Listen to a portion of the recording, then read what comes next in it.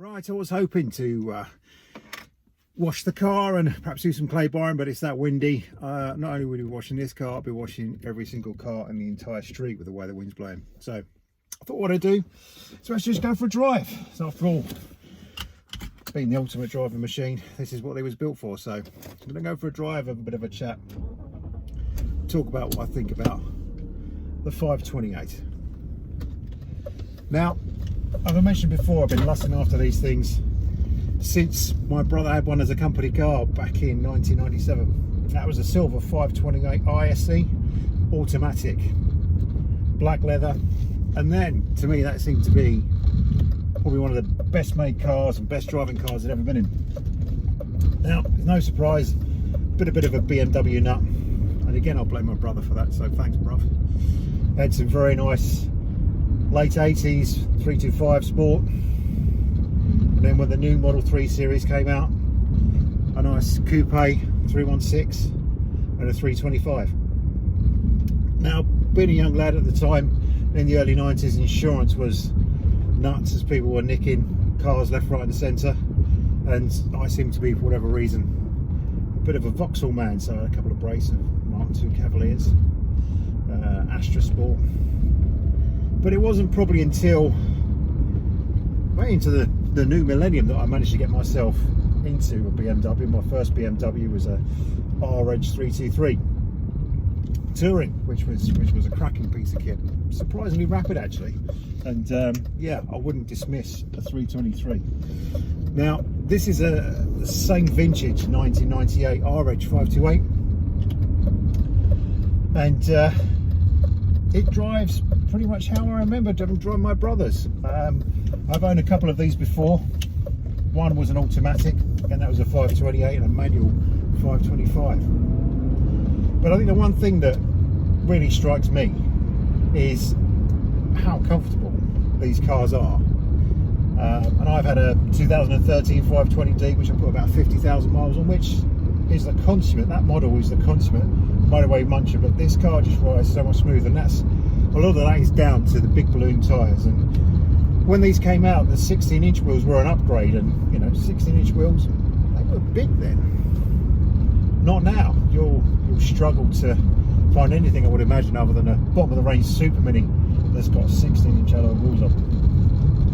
And a lot of these 5 Series have had big wheels put on. They do look really good with nice 17s or 18s, either OEM style or aftermarket. But for me, perhaps I'm getting old, I don't know, perhaps you can comment, 46. I'm starting to like the luxury of these nice big balloon tyres, this nice comfortable ride, and it really is a joy to drive along. And the other thing as well, it hasn't got PC World installed in it. I mean, it's an everyday work car, yeah, it's great, it's fantastic, have myself. But if a motor is going to be something that you're going to enjoy and drive the weekend, I don't think it's necessary. Not for me anyway. There are various different ways of getting Android units or whatever, and even iPads I think have been installing these into a double DIN socket. But for me, nice and retro, I might just break the bank and go and get a converter for the tape deck so I can possibly play my music through my iPhone. But it's one of life's pleasures, I think, these days, getting into a car that doesn't beep and bong and go off its nuts just because you haven't particularly done something, and hasn't got a system that wrenches the steering wheel out of your hands just because it thinks you're about to go into a hedge when you're not. So, just coming out, go and find some better roads, as some people say, and let's see what she can do. Right, we're now just turning on to a little bit of slightly more open road, and that 6-cylinder sound, I must admit, ever since the first time I had a ride in I think it was a 93 or a 94 525, just the sound of that 6-cylinder engine, and it just wants to rev and rev and rev and rev, and I don't think there's any turbocharged engine out there that's quite got the sound of this has got. And the one thing you do have with the older generation 5 Series over these is you can hear a bit more of that wonderful 6-cylinder sound. I mean, I've not driven an M5 with its V8 or a 540 with its 4.4 litre V8.